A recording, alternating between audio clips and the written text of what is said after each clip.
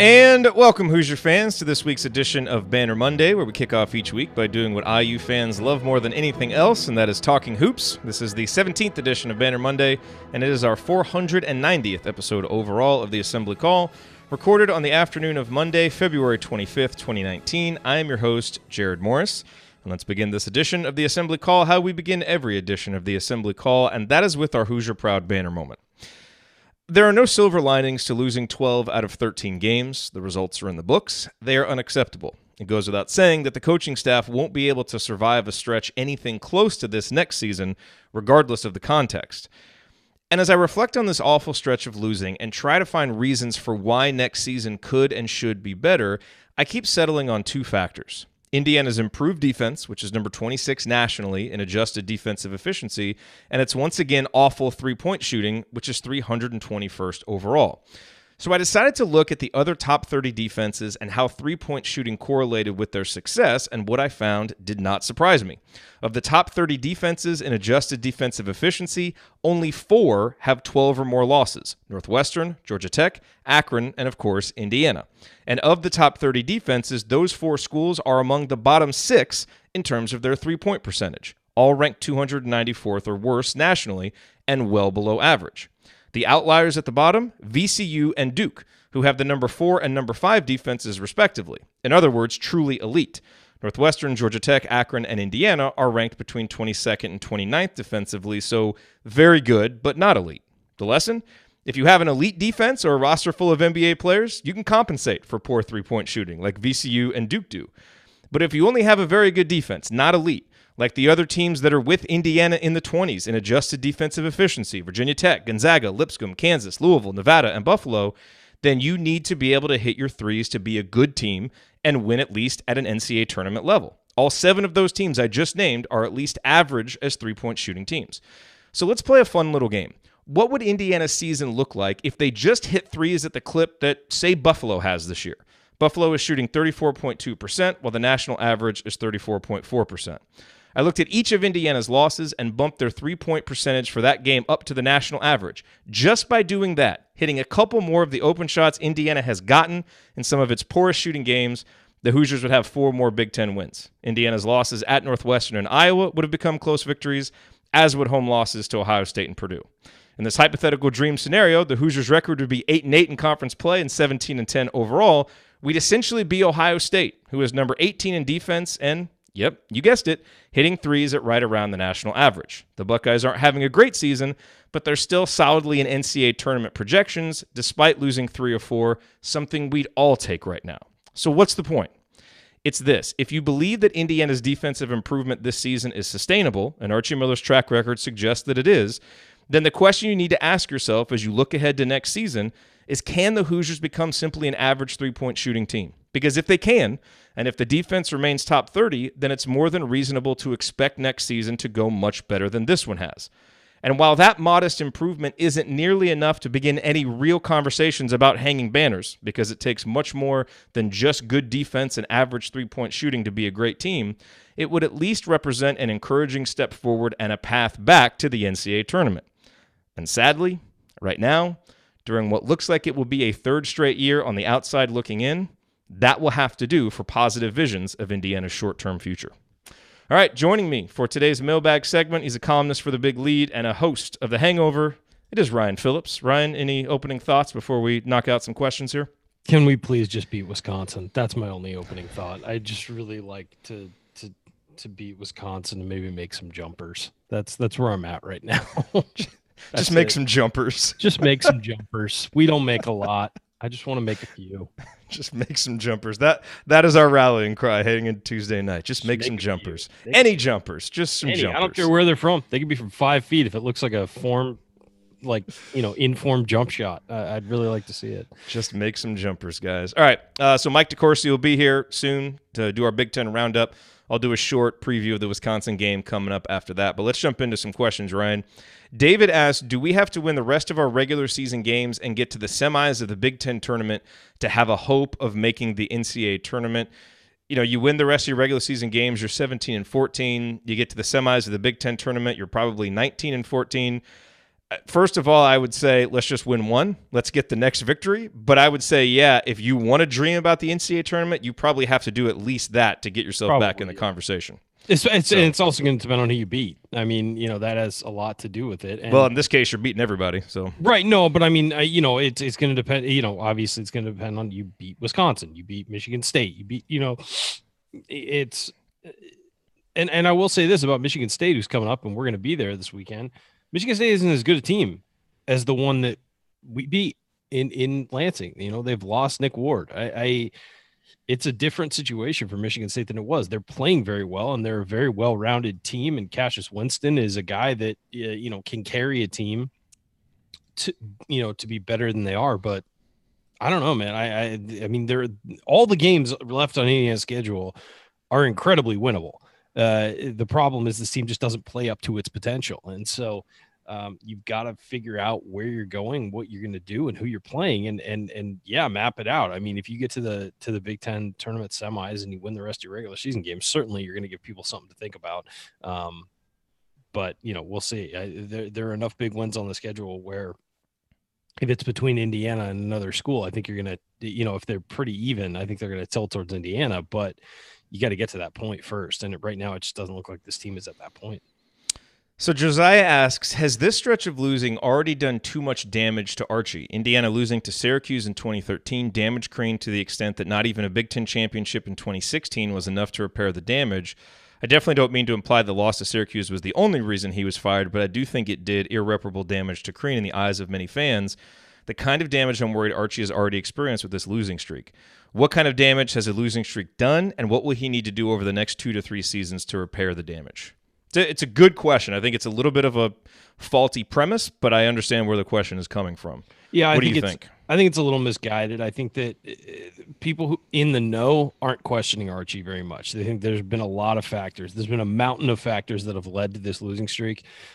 This isn't when Tom Crane's team would lose and we could just point to on-ball defense. I mean, it's just like if they played better on-ball defense, they'd win. I mean, there are 9 to 10 factors you could point to in this losing streak that have just snowballed and made this all the way it is. And I think some of them are out of Archie Miller's control.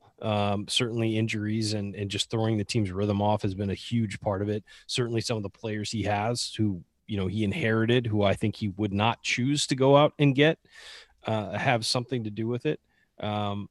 But yeah, I mean, there's a million factors. Certainly in the minds of a certain segment of the fan base, yeah, Archie is no longer golden. And whether I agree with that or not, I mean, I don't think any coach is golden or untouchable, but I think that whether I agree with that or not, it's certainly true. I don't think this is something that will take a long time to dig out of. If Indiana comes out next year as a completely different team and focused and intense and, looks like the team we expected them to be in the first half of the season, then I think most people will be like, all right, well, there's a lot of bad things going on last year. It just kind of snowballed and that's what happened.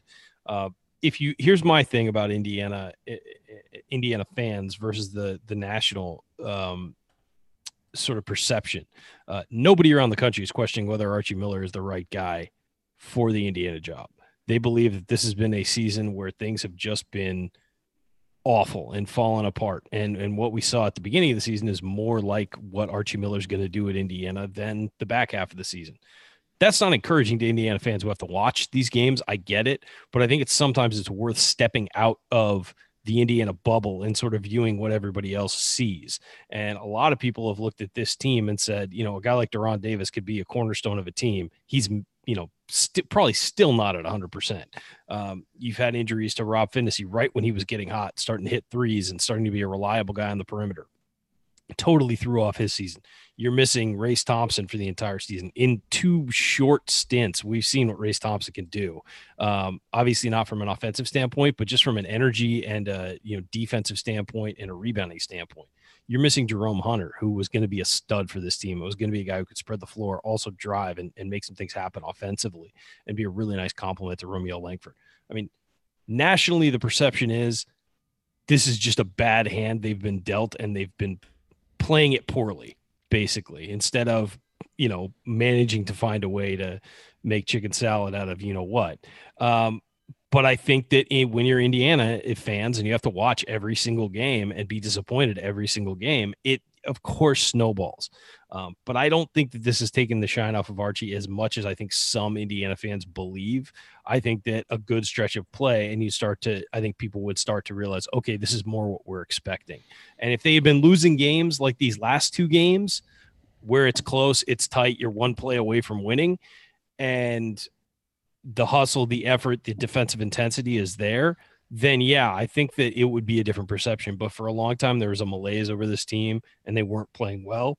And I think that that's what people remember right now. And they're forgetting there have been some positives to develop over that time. And we don't know yet what the final kind of tone of the narrative will be for this losing streak right now. We won't know that really for a couple of years because, with the Crean-Syracuse game, that was bad when it happened. There's no question about it. But if Indiana had made it back to the NCAA tournament the next year, been competitive in Big Ten play, and been consistently successful, that would have been a really bad game, but it wouldn't have felt like it kind of feels now where it's like this was the beginning of the end for Tom Crean. It was all the stuff that came after that helped to color our perception that this was maybe one of the first signs that this guy wasn't, really the right guy for the job. And certainly this has the potential for that. Like if next season doesn't go well and then the fourth season, we're once again like not even on the bubble, okay, obviously people are going to look back at this and be like, okay, well, you could see it in year 2 when they lost 12 out of 13 and he didn't have a way to stop it. But we don't know yet because there's still a way or there's still a future where Indiana's really good in year 4, and you look back at this and it's like, well, the guy was dealing with players from another coach. They couldn't shoot. They had these injuries, and kind of got unlucky along the way. That was a weird time, but he's really got things back kind of consistently year in, year out now where they're winning. So we just don't know yet. So I like the question from Josiah because I think in a couple years, we could look back on this like that Syracuse game, but we just don't know yet. And we have to remember that it's what came afterwards for Crean, missing the tournament more often than not, competing for the Big Ten one year and finishing 11th the next year. That's what did him in. Well, and I think that Syracuse loss, some of us expected it because of the matchup. I mean, we just did. Some of us, says the guy who predicted it before the tournament started. I go back to that when you guys asked me, who would you not want to be in a bracket with? And I said Wisconsin that year and Syracuse were the two teams I did not want to be in I wanted to be on the opposite side of the bracket just because of the way they played and the way that Indiana was constructed with smaller guards. Syracuse had very athletic guards who played on the outside of that zone to prevent those guys from shooting.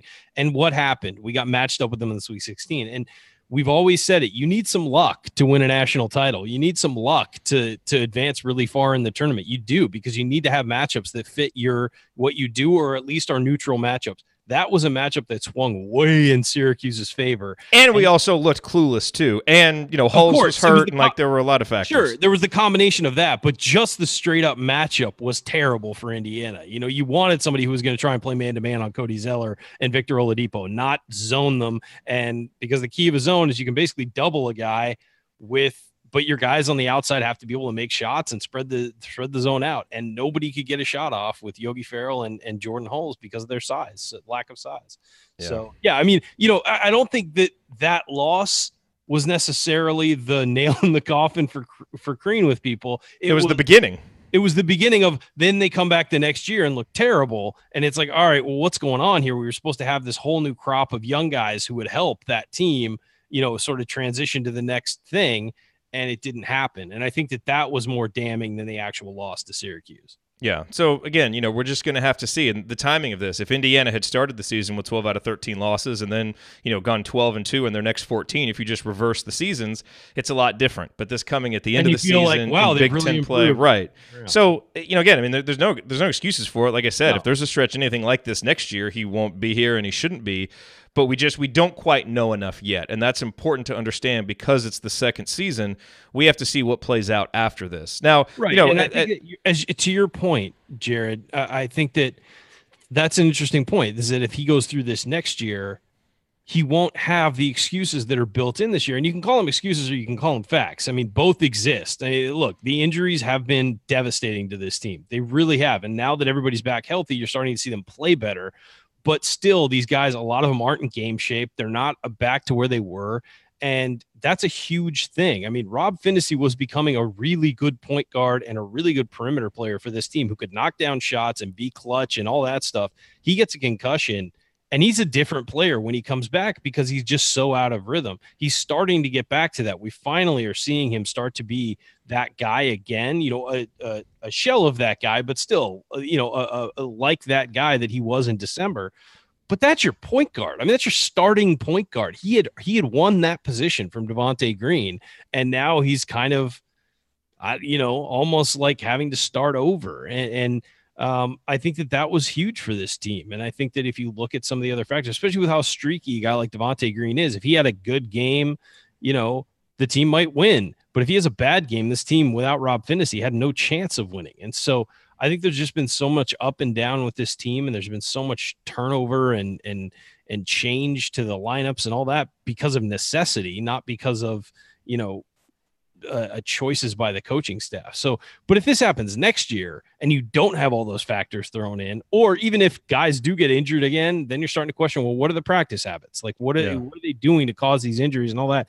This is right now looks like just a confluence of all the bad things that could possibly happen. I'm not absolving the coaching staff and all of their in-game decisions and all of that, but you can survive that with your full roster and the team playing well. And you look at what the coaching staff did earlier in the year.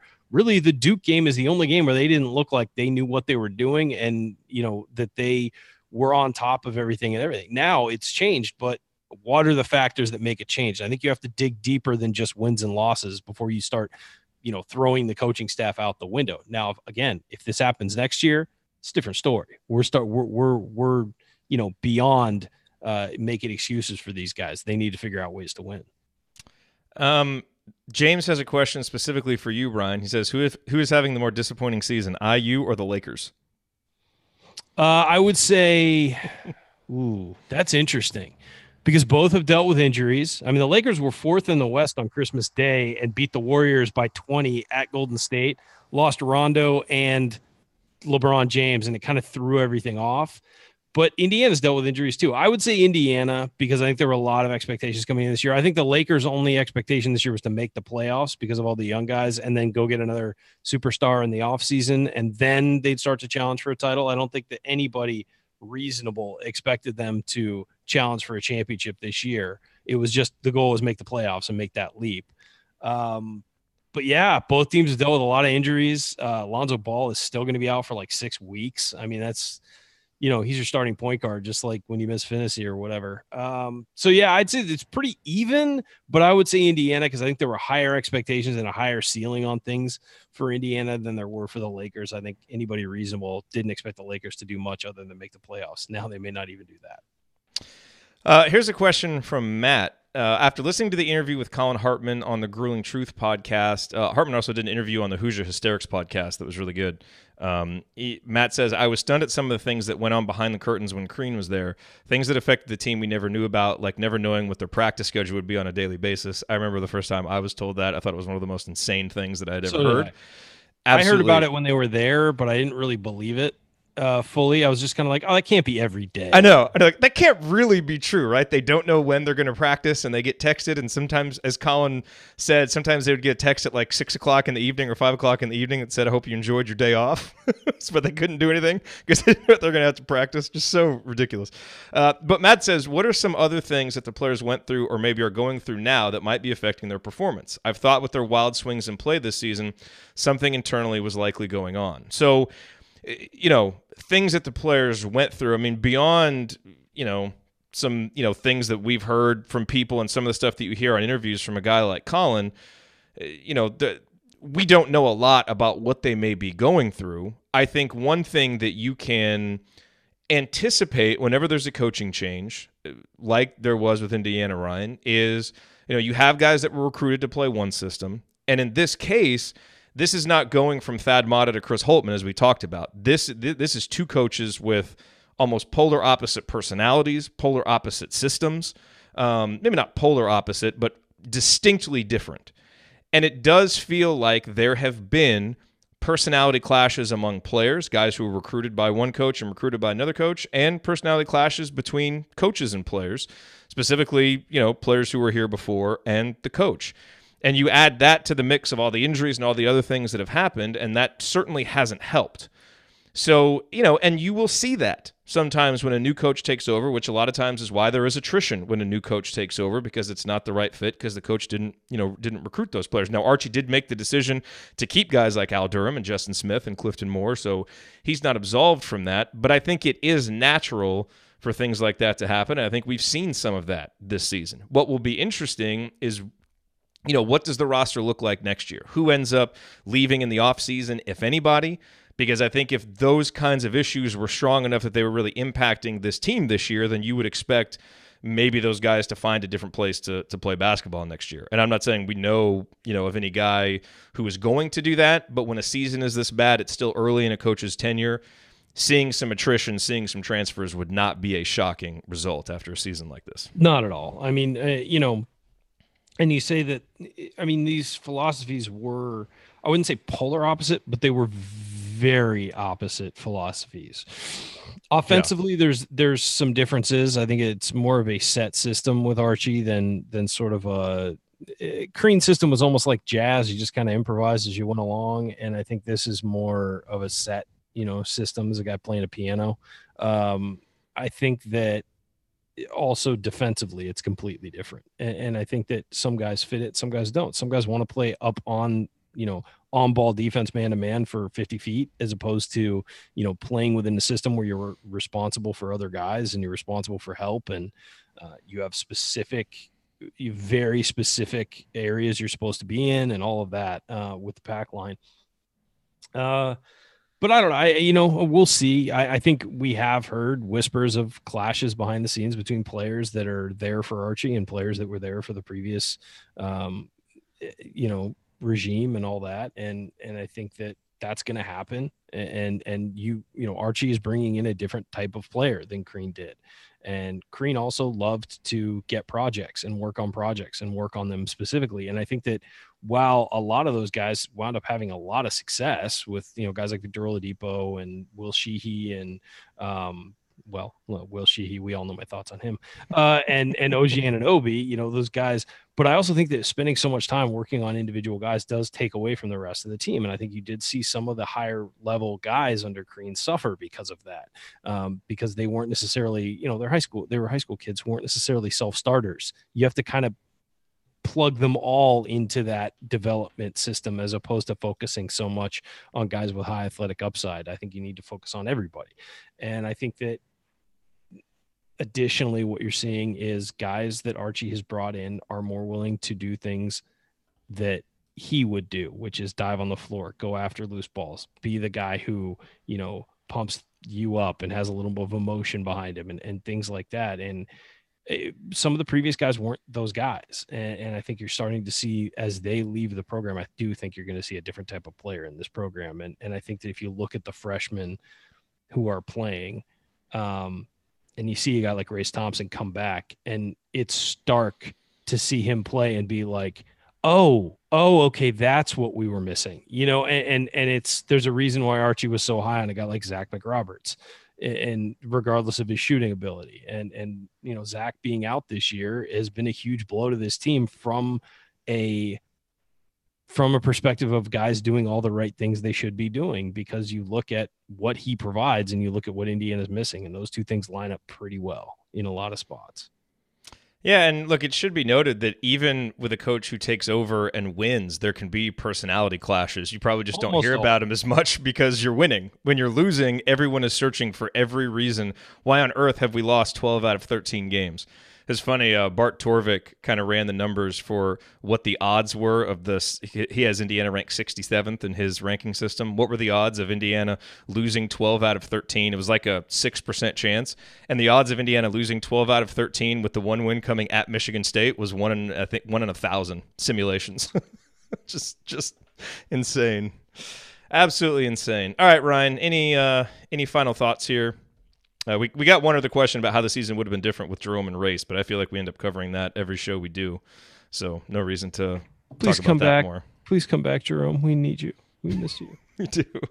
I mean, this is a guy who has first round, lottery pick upside. I mean, he literally does. He legitimately does have lottery pick upside. He's got to develop right. Obviously, there's a reason he was ranked 45th, where other guys were ranked in 5 stars and top 10. I think competition had a little bit to do with that as well, because Ohio is not a hotbed of high school basketball. But he's a guy who has lottery pick upside, and they have missed him tremendously this year. Imagine Indiana had another scoring option that could play 25 minutes a game. I mean, it changes the dynamic of the team. And you could say, well, it's just one player. But if it's one player with that much talent, it really does change the dynamic of things. And he's also a guy who can shoot. So, both things that would help. Yeah, and Race Thompson. I mean, you've seen him for 18 minutes in 2 games, and you already see what this guy can bring and what they were relying on having. He was supposed to be like the 7th man this year. And he's just, has been out, and it's been a shame that he's been out, but hopefully he's past that and we don't have any other issues, and he's just an Indiana guy for the next couple of years. Yep. All righty, coming up on the Assembly Call, Mike de Courcey will be here for our Big Ten Roundup. We'll talk about Indiana's loss to Iowa, and then we will go around the Big Ten Conference, talk about that big Michigan State win, and start looking ahead to some of the Big Ten tournament seeds and where Indiana expects to fall there. Stick with us on the Assembly Call.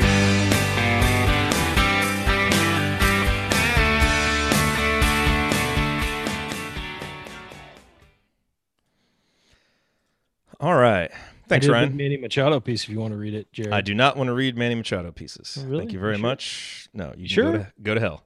Go to hell and get off the air. Are you going to be here tomorrow night? Oh, he left. Okay. Well, let's bring Mike de Courcey in. Ryan with his Manny Machado trash talk. Can't take any of that. Mr. de Courcey.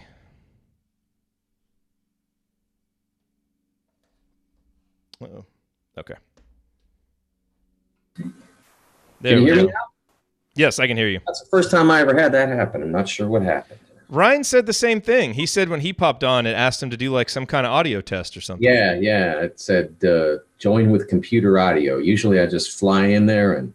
That's weird. I didn't change any settings. All right, well, I'm gonna have to. I don't know why that happened. Maybe they did. I don't know why that happened. All right, I will hit the intro music and we will hop in here. Okay. Here we go. And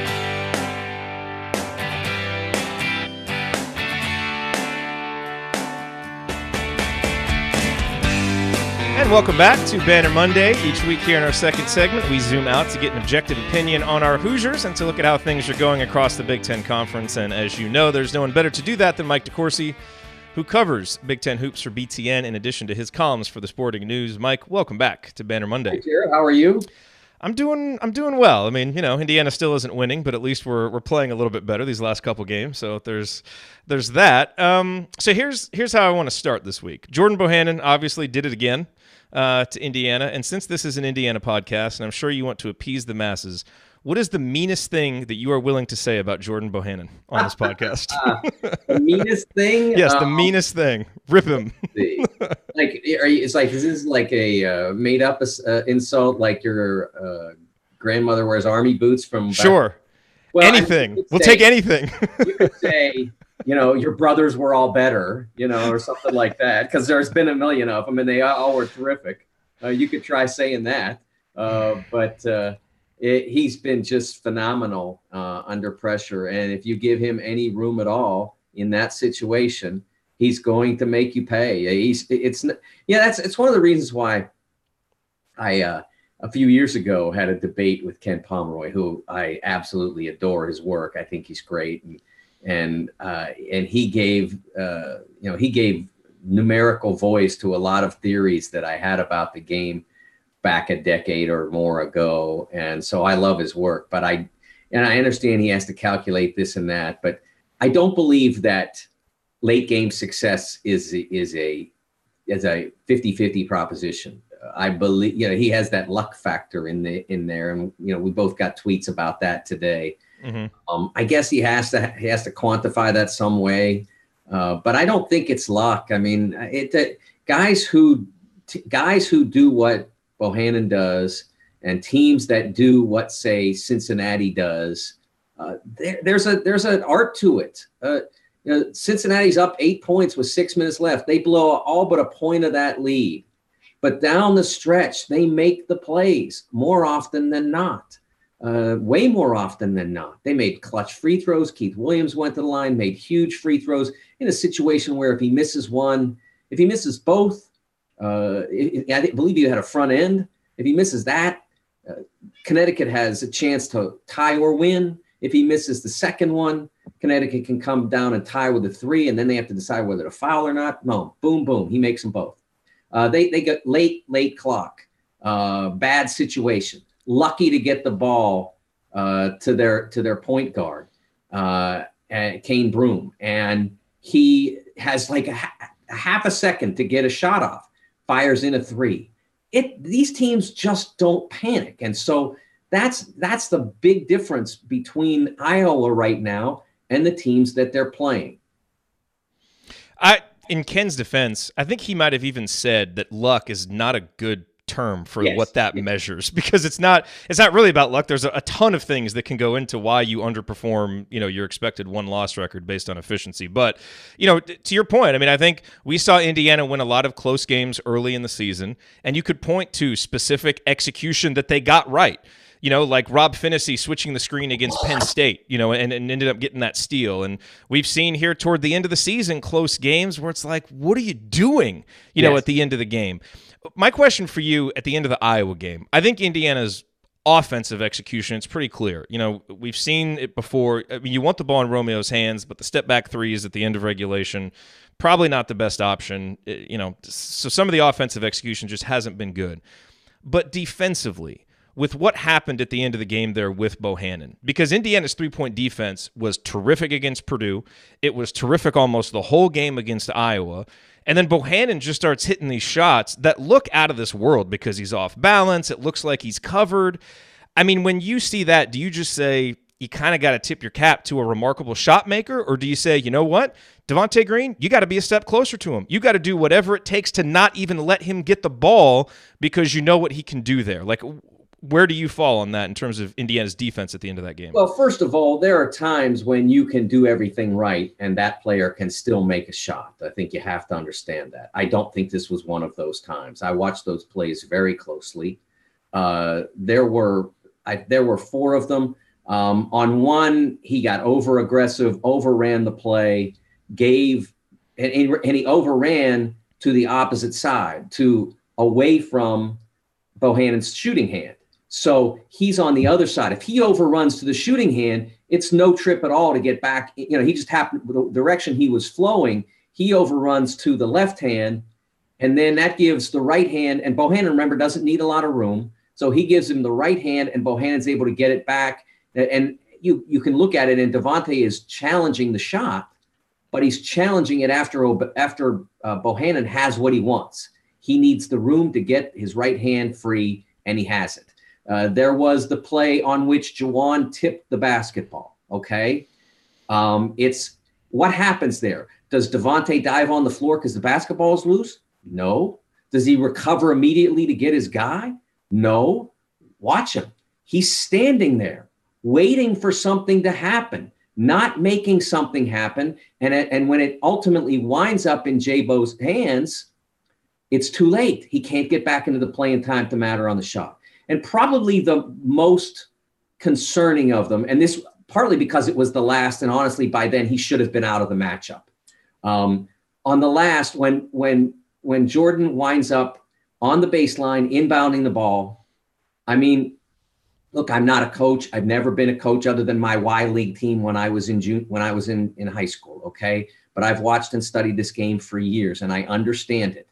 And when I saw Jordan inbound the basketball from the left side, from the corner on the left sideline, the left baseline, right baseline as you're facing the basket, left as he's standing and throwing in bounds. You know exactly what they're going to do. They are going to inbound it to the nearest guy, probably a big guy, and then they're going to dribble handoff to him. Maybe no dribble, just a clean handoff, depending on what's necessary. That's what they're going to do. It wasn't hard at all. And honestly, I thought Juwan should have switched it. I switched it to the point so that Jordan had 2 guys on him. Even if that meant the roll man was clean, okay, let him try to make the pass over Juwan's reach, excuse me. And so I don't think that they handled that play. That was not totally on Devontae. That was on both of them. But again, Devontae's execution there wasn't good enough either, because he was too far away when Jordan came in bounds. He didn't diagnose, okay, I know exactly where this is going. I know that when he inbounds this basketball, he's going to cut right to the 3-point line. So I got to be, he should have been angled to take away the possible lob to the rim. He's got to be angled there. And then as soon as Jordan releases the ball, he's got to shoot that direction, because that's where he's going. Yeah. Would have been nice to see how that would have ended if Rob Finney had been in the game. A little bit headier of a defensive player who hurt his ankle. And as people are mentioning in the chat, Rob missing the free throw, Al going 0 for 2 at the line at the end of the game, that puts a 3-pointer back in play to where it can hurt you. So it all just kind of goes together. So let me ask you this now, and this is not going to be a subject that any Indiana fan is going to want to hear, but as we now look down the stretch and what Indiana is playing for here over these last 4 games, trying to get a bye in the Big Ten tournament, playing on Thursday, not Wednesday, is, something important. Indiana is currently, I think, 13th or 12th maybe. 12th, I think. I'm not sure. I didn't, in writing it down, I think they and Penn State are both. Yes, they're tied with Penn State. That's right. And Indiana has the tiebreaker. Exactly. So they've got Rutgers, Illinois, and who else is ahead of them?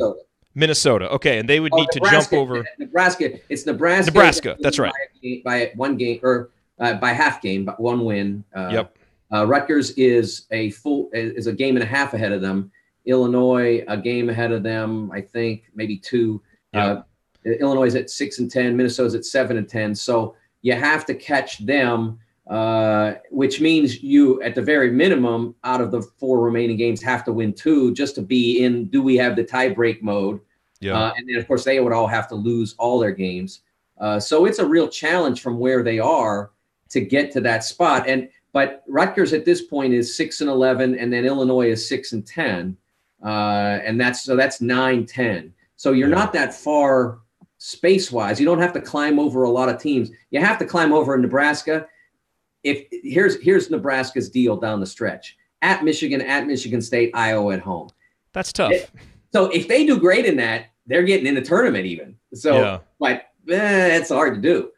So there's that. So I don't think you have to worry a ton about the Huskers at this point. So then your target is Rutgers, which would be the next in line, and their schedule is at Iowa, Penn State at home. So there's a likely loss on the schedule, and then kind of a tussle with Penn State. And then good news, you get to decide things head to head on your court to an extent. If you're still in the picture at that point, having done some work yourselves, you get to go head to head against that team. So, and then of course for the Hoosiers, you got Wisconsin at home, Michigan State at home, Illinois on the road. There are winnable games there. I think Michigan State's going to be pretty fired up, but the Hoosiers already did beat them once. Wisconsin has been a tough team for IU to beat over the years, but they're in your gym. And even the league's elite, Iowa, Michigan State, we mentioned, haven't been out of reach. They just, Purdue, of course, haven't been out of reach, haven't reached them. So it's doable based on the schedule and based on 95% of IU performances. You just got to close that last 5%. Trying to figure out what my reaction would have been if before the season you had told me that late February we'd be talking about what Indiana has to do to get the 10 seed in the Big Ten. Yeah, I obviously we didn't think it was going to go this way, and there were many flex points when it didn't have to, but there's so much has gone wrong. Very little has gone right when you think about it. What would you say, Rob Finney? That's gone right. People didn't expect him to be this good as a freshman, but even at that, you have the asterisk that his concussion was just brutally costly to the team. Yeah. I think Juwan has had about the year that he could have expected. It's just in a losing cause. Deron, again, fine year, but he's at least healthy. That's nice to see. Now he's healthy, but now full season of health, totally different team and year probably. I don't think there's much that has gone like if you had a 50-50 deal, could go either way. I think it's all gone. Nearly all of it has gone the wrong way. Even the things that have gone right had a lot of wrong attached to them. Yeah, that's very well said. All right, well, let's look around the Big Ten. Start with the power rankings. We had a big game over the weekend that I have to think is going to have some impact on those power rankings. How do you rank the top 4 right now? We've had Michigan as our #1 team for a very long time, and we do have a change at the top. So it has taken a while and a lot of work, but Michigan State's overcome as a result of yesterday's win in Ann Arbor. It was a magnificent performance by the Spartans, and I think it was a revelation in many ways. I wonder if the people inside the program are like, we kind of knew this is what would happen if that happened. That if we lost Nick, we might get better, and they have. Now, I think when Nick Ward is healthy again, and presuming it comes before they are eliminated from the NCAA tournament, and I think that'll happen because we still have, 2 weeks of the regular season, then the week of conference tournament. We've already been through a week since he got hurt, so that'd be a full month before they even play their first NCAA tournament game. So I think that in some ways it's made them better, and Nick can come back and become a complementary offensive piece. We can't score. Okay, put Nick in throwing the ball. Put Nick in, let him rim run, and let somebody try to deal with that. Nick gets out of running when he plays starters minutes by the second half. But at the beginning of the game, he's often a threat to get 2-3 buckets that way. If he's playing 18, 20 minutes, then all of a sudden he might run in all of them. So he becomes more dangerous then. And Xavier Tillman's offensive ability, his defensive ability, his significant improvement over Nick Ward as a defender of screens, as someone who rebounds. They are much improved defensively. They were fine, very good, maybe even defensive team before Nick got hurt. They've become a great defensive team in the last 2.5 games. The numbers are phenomenal. 36.5% shooting, I think, about 57 points a game, give or take, and like 26% from 3. That's what teams have done in the 2.5 games since Nick got hurt. They're turning opponents into Indiana offensively, basically. The way I put Stat-wise. Which I knew would not please all Spartans fans, and pleased some of them less than I maybe thought. I got some interesting responses on Twitter. I said they discovered their inner Michigan. They became an elite defensive team, and they weren't before. They were, like I said, their efficiency ranking was very good, but you could beat them. Yeah. You could beat their D before, but the last 2.5 teams, I mean, Ohio State, they just wiped off the floor. And then Michigan, like they didn't destroy Michigan's offense, but they made them very quiet. All right, so we've got those two, and then who rounds it out then after that? Purdue is coming very close to overtaking Michigan. That'll be decided within the next 2.5 weeks or 2 weeks, excuse me. They're coming close. It's just body of work is still favoring the Wolverines, but the Wolverines got to get their offense going. Purdue is maxing out. I saw on Saturday the defining moment of the Purdue season. You might have thought that it happened when Harms reached over Jawan to tip in the bucket that beat IU, but the defining moment of their season, it's like the microcosm of Purdue's 2018-19 team. Late clock, game still in the balance, really need a bucket. Carson gets frozen outside the perimeter, and he's really struggling right now. And he has to let go of a shot. He shoots an air ball that is legit 3 to 4 feet short. And what happens? Grady Eifert flies in like Mighty Mouse or whatever. Here I come to save the day. Ball falls right in his hands, and he finger rolls it into the goal before coming down. I didn't even see the game, and that was about what I was going to guess. Yeah, I mean, he made like 2 or 3 plays that were similar, but that was like the microcosm Purdue moment. That's been the difference between them and every other team in the league, really, because there are teams in the league that are more talented than they are, and there are teams, that are ahead of them or in their company, and then there are teams that are more talented that are, wishing they could be right there with them, like maybe a Wisconsin or a Iowa. but they are the ones that make those plays. They're winning games, even with Carson struggling terribly to make shots in a slump he probably never imagined. A slump that that is really affecting the way they run their offense, and yet they still are able to win basketball games. And then after them, who do you have in that coveted fourth spot? I think Maryland is playing very well right now, and still the most talented team in the league in terms of NBA type players, and a team that if they, I'm not going to say keep it together, because I think there's still some togetherness there that isn't quite all the way. I saw great progress in that regard with Daryl Morcell on Saturday. I think he found a role in that game, a way to affect every possession. He was fantastic against Ohio State. And so I think that was a big moment for him, and maybe a big moment for them in developing a winning chemistry. They haven't overachieved in an NCAA tournament yet since Mark got there. They've made it. They did okay in 2016, made the Sweet 16, but then didn't really put up a great fight. Made it, I think, 2017, and got beat around pretty good by Xavier in a game where they were the higher seed. So, you're sort of skeptical. Will this team, can this team hold its seed at least? I'd like to see whether or not they can do that. But I thought Morcell's performance in that game was suggestive of a guy who is now understanding how he can stitch together the great talent that they have and not be superseded by the really promising young wings they have, like Sorrell Smith or Eric Ayala and Wiggins, et cetera. Yeah. Who else out of those teams, who else caught your eye, players or teams this week? Well, Cassius Winston, to me, it's the Big Ten Player of the Year award now is his to lose. Now, I think I have a vote in that now. I've been invited into the circle after 10 years at the Big Ten Network. The AP has finally offered me a ballot, so well deserved. Yes, so I think I'll get a chance to have my say there. I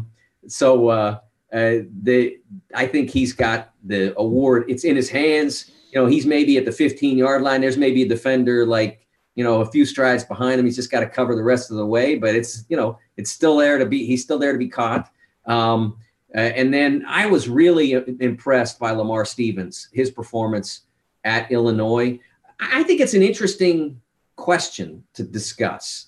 Can you be an all-conference first-team player in a great league like this from the 14th, 15th place team? The 13th, 14th place team. Can you? I don't know. I think if you're one of the 5 best players, I don't see why not. Yeah, I'm a pretty big team success guy, and I think that matters.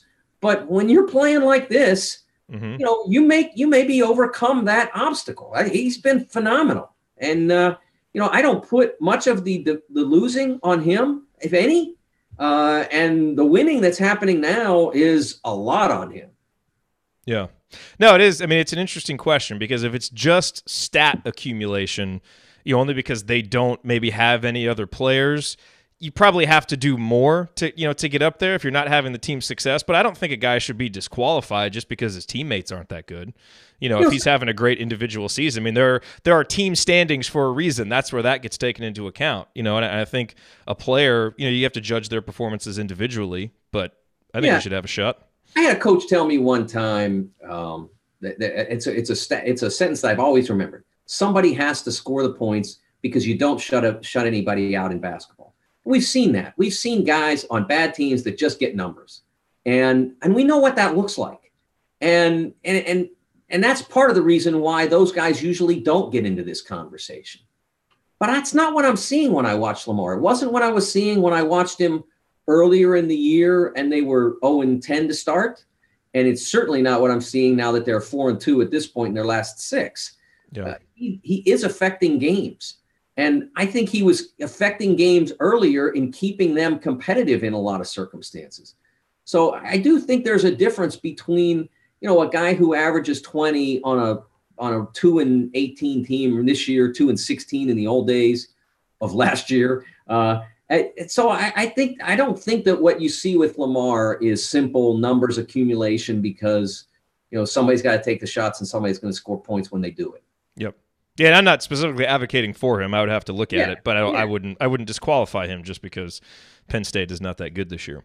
Okay, so last topic for you. Indiana faces Wisconsin, as we've discussed. What can you tell us about the Badgers and what you think are the keys to beating them? Well, the first key with playing Wisconsin is you have to decide how you're going to defend Ethan Happ. Do you double? If you do, who do you leave? How do you double? Do you dig and possibly leave open a shooter like Demetric Trice? That's a dangerous proposition. It can really punish you.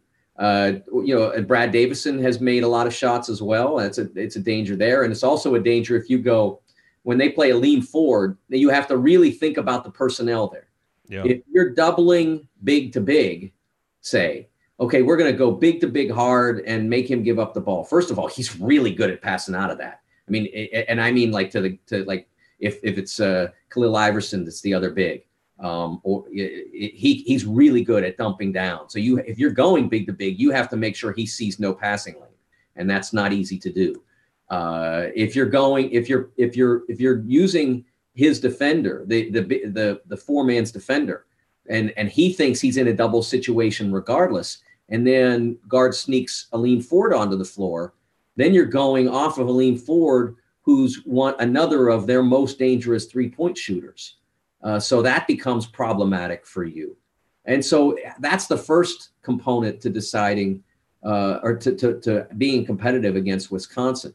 I think you have to push the pace when you get opportunities. And I mean, they get rip and run, go and see if you can beat them before they set, because they are very good in the half court D. They do a great job with Nate Reavers when he's the four-man. They do a great job of keeping Happ out of foul trouble by using Reavers to guard the opposing big, and using Happ then to defend somebody else that puts less stress on him. It's not that he's not a great defender; he's really good. But why accumulate fouls if you don't have to? So that's another factor. If you could run it a little bit. And then probably from there, you have to be good in late game execution, because you're probably, if you're competitive in the game and you're not getting well behind, you're probably not getting much distance from them, or you're basket for basket with them. And so in either case, you've got to make sure that your decisions in those moments are sound and precise, and that you don't get caught watching. You understand. You have the right personnel on the floor. That's a factor. And that those players then execute their responsibilities as well as possible. Because look, if IU wins that game, it's not going to be by 15 points. It's not going to be by 10 points. It's probably going to be by 2 or 4. And so you got to make sure you make good decisions down that stretch. Yeah, this is one of the best defenses they've ever had. I mean, they're in the top 10. They're ranked 6th in adjusted defensive efficiency. So, and they're a really good three-point shooting team with a great center down low. So they present a lot of problems. Yeah, a lot of that's a product of being able to play double bigs. And so that's a lot of size to contend with. Davison's an excellent defender, even though he had gained a reputation for flopping that was not unwarranted. Officials had made it fairly clear. I don't know if they have verbally. He's been warned. I don't know whether they do that. But I think that their calls has made it clear to him that, look, if you're going to draw a charge, you better draw a legit charge, because we're not falling for anything. If it's iffy, he's not getting that call right now. He hasn't for 3 weeks maybe. And so I think he understands that now. He's got to be sound. He's got to be in position, and he's not getting he's not going to fool anybody. And so his defense has been really good. It's better when he's on his feet than it is when he's on his behind. I'll tell you that. Are you? Is there any chance that you're going to be at the IU Michigan State game on Saturday? I am not. I will be in studio at BTN. We've got a great slate of games, both at BTN and within the league on other networks, and we'll be able to discuss it all on our various shows and on the big show at the end of the day. Well, that'll be an interesting one. Hopefully, we're going to be up there for that game, which is why I asked. But it'll be we get to face Michigan State once again with a full week of preparation. It worked out okay the last time, but we'll see how much different it is this time. It should be very interesting. got to take care of business against Wisconsin first. Well, thank you, Mike, as always. Really appreciate you coming on here. And once again, I will say, hopefully next week we have an Indiana victory to talk about when you come back. Good luck. All righty. That'll do it for our Big Ten Roundup. Coming up on the rest of Banner Monday, I will talk a little bit more about the IU-Wisconsin game, some keys to victory as we look ahead to Tuesday night, and hopefully the Hoosiers can get back in the win column. We'll talk about it next.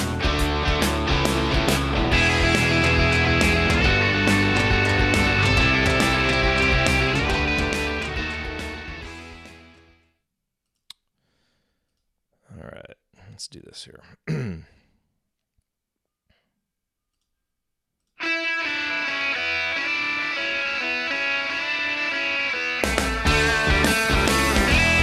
Welcome back to Banner Monday. Each week in our final segment, we dedicate it to previewing Indiana's upcoming opponent for that week. This week, it is the Wisconsin Badgers. We just talked about the Badgers with Mike de Courcey there for a little bit. I'll go over a couple more keys. I did want to address a couple of things from the chat that I saw. I mean, you guys are all right. You know, the Iowa loss, ultimately it came down to shooting. Indiana couldn't make free throws. They couldn't make threes. That would have changed the outcome and not even allowed all of Bohannon's threes to matter. But I figured we covered that enough in the postgame show, so that's why I wanted to focus on the defense there with Mike and just kind of get his thoughts on that. But I saw someone, I believe it was Joel, because I was talking about Romeo. He said, why do we want the ball in Romeo's hands? He isn't the best three-point shooter. Fake the drive, kick it to Morgan or Al. Look, I think there are a number of options that Indiana could go to in late game situations. I'd be fine with the ball being in Rob Finney's hands. I think he makes good decisions, can break things down and create.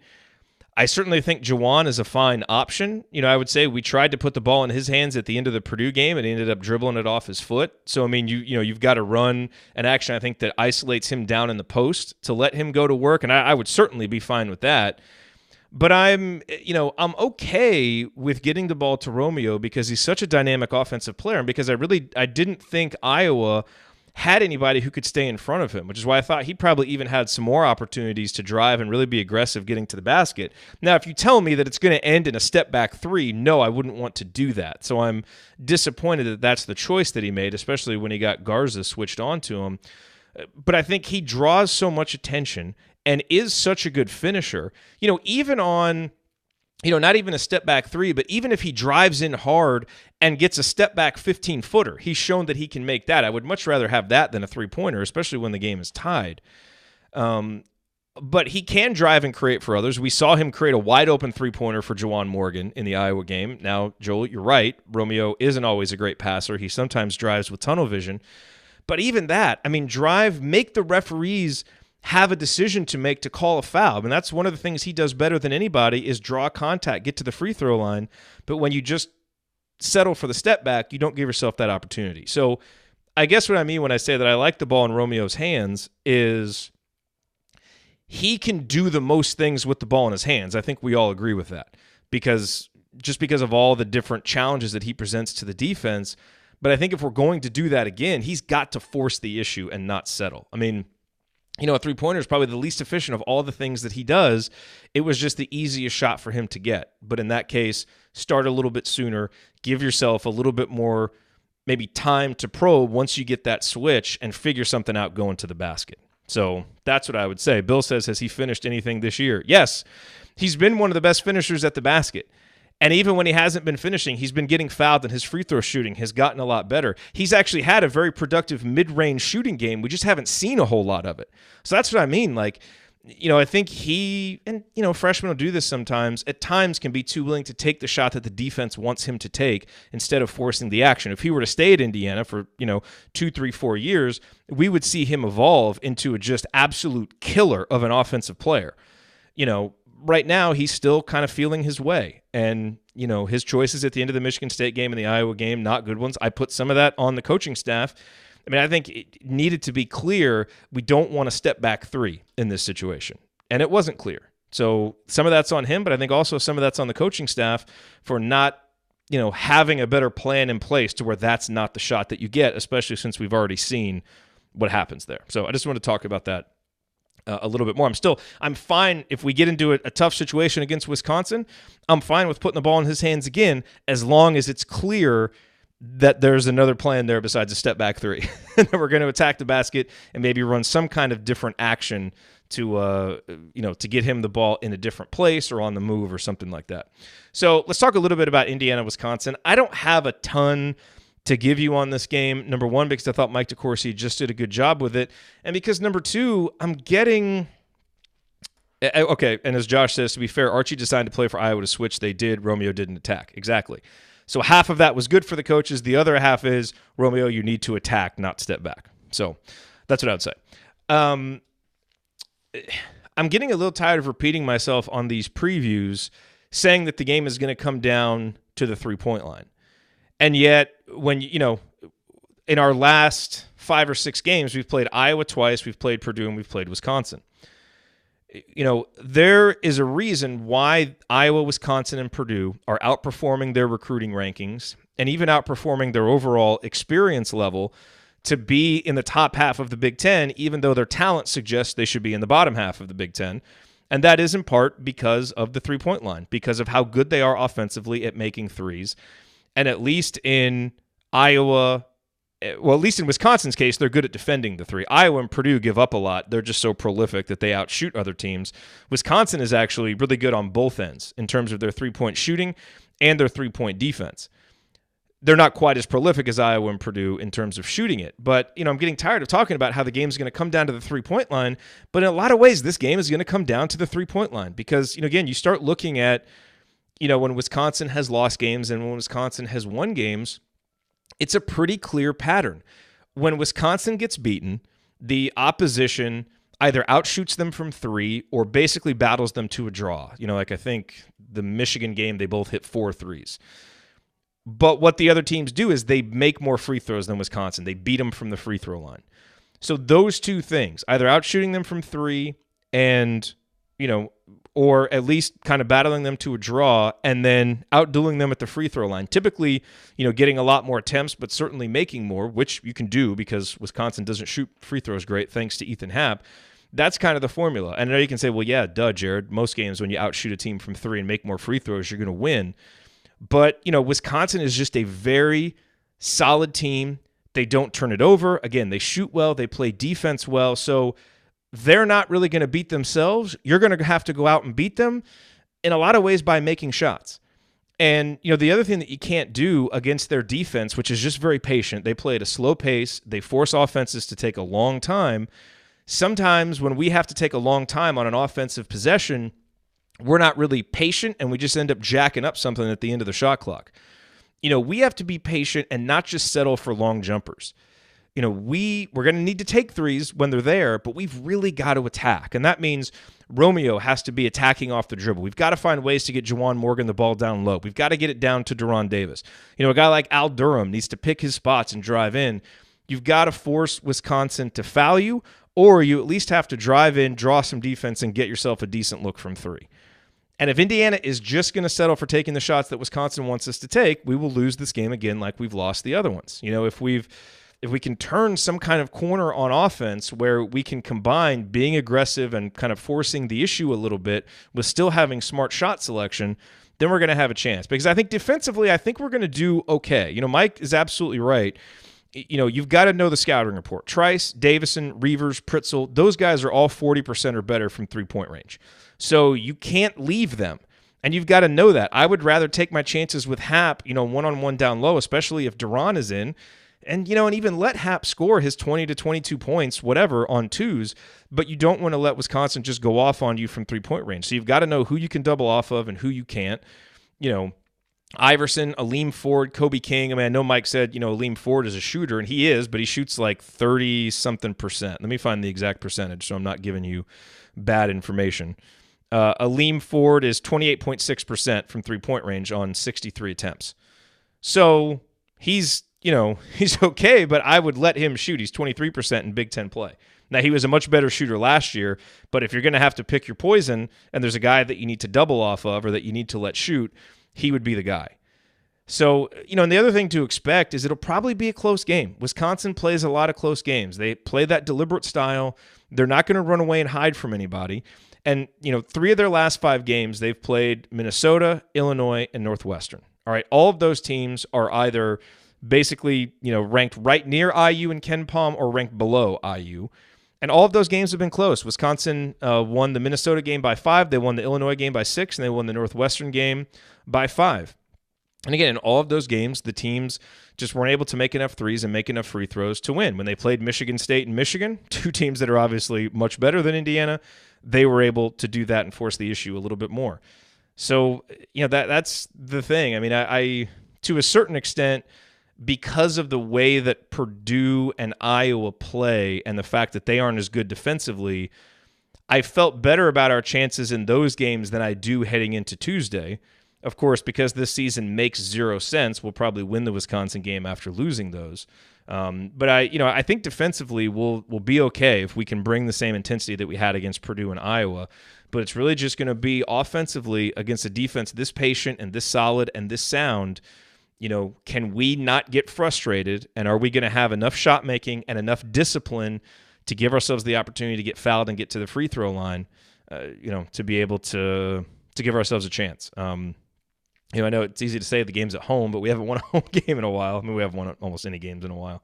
But that's kind of what I look for when we come into this game, and we'll just have to see what happens on Tuesday. It'll be the last time, most likely, that Indiana plays Ethan Happ, so we can all celebrate for that. Let me see. A couple more comments in the chat. Come on, Jerod. Don't blame Rob for missing one free throw. What about all the others that were missed during the game? Yeah, that got taken wrong. During the game, I praised Romeo and Rob because they were the two guys that were actually making free throws, and that was the only free throw that Rob missed. There is no blame for Rob Finney. He got the game ball for a reason. I think Indiana wins the game if he doesn't have to leave in overtime. It's just a statement of fact toward the end of the game. That free throw was missed in a big opportunity.